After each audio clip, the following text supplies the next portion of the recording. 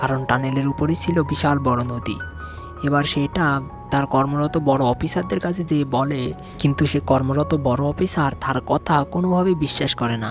আরও বলে যে তোমার হয়তো আজকে অনেক নেশা হয়ে গেছে, তুমি বাড়ি গিয়ে আর একটা বিয়ার খেয়ে নাও। আর এই অফিসারের এই কথাটা বলার কারণ আছে, কারণ টানেলের ভিতরে যদি কোনো সমস্যা হয় কিংবা কোনো কিছু যদি সমস্যা হয় তাহলে সেটা এই কম্পিউটারে দেখাবে, কারণ সিগন্যাল দেবে কম্পিউটারে, কিন্তু সেখানে কোনো সিগন্যালই দেখায় না। এই জন্য এই লোকের কথাটা সে ইগনোর করে, আর ওই লোকের অনেক বয়স থেকে আরও বেশি ইগনোর করে এই লোকের কথা। এবার সিন পরিবর্তন করা হয়।